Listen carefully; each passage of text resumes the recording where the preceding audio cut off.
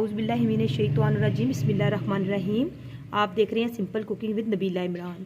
आज मैं आपके साथ जो रेसिपी शेयर कर रही हूँ वो है मज़ेदार सी आलू चने की चाट।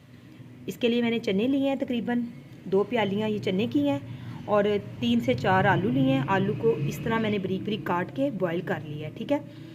और चने मैंने आपको बताया हुआ है बॉयल करके फ्रीज़र में रख लें, जब आपको ज़रूरत पड़े निकालें उसको और गर्म पानी में डालें और वो यूज़ करने के लिए तैयार हो जाती है, ठीक है।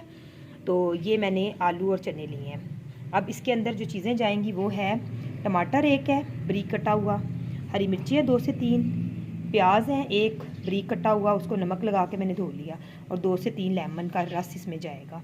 और इसमें 1 प्याली के करीब है इमली की चटनी, ये जाएगी, ठीक है। अब मैं इन सारी चीज़ों को मिक्स करूँगी इसके अंदर चाट मसाला वगैरह मैंने कुछ नहीं डालना, क्योंकि इमली की चटनी में ऑलरेडी हर चीज़ मैंने ऐड की हुई है। आपको इमली की चटनी की रेसिपी मेरे चैनल से मिल जाएगी, ठीक है। आप उधर देख लीजिएगा कि किस तरह से मैंने इमली की चटनी बनाई है। अब मैं इसमें ये सारी चीज़ें ऐड करूँगी, ठीक है। इसको हिलाऊँगी अच्छे तरीके से, इसको मिक्स करना है अच्छे तरीके से। इन सारी चीज़ों को मिक्स करने के बाद इसमें मैं इमली की चटनी डालूँगी, ठीक है। अब इसमें मैं इमली की चटनी ऐड कर रही हूँ अपनी, और इसको अच्छे तरीके से मिक्स करूँगी।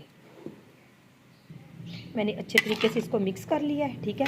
अगर आप मसाला ज़्यादा पसंद करते हैं तो इसके ऊपर से चाट मसाला भी डाल सकते हैं, लेकिन उसमें मैंने इमली की चटनी में सारे मसाले डाले हुए हैं, इसलिए मैं इसके ऊपर से ऐड नहीं कर रही।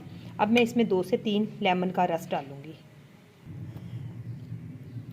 सब कुछ मिक्स करने के बाद इसके ऊपर हल्का हल्का सा मैंने चाट मसाला डाला है, और ऊपर से फिर इसके थोड़ी सी मैंने इमली की चटनी डाली है। ये अब आप इस तरह से इसको सजा सकते हैं अपनी डिश को, ठीक है। और ये ज़रूर ट्राई कीजिएगा, बहुत मज़े की बनती है। दुआओं में बहुत याद रखिएगा। अल्लाह हाफिज़।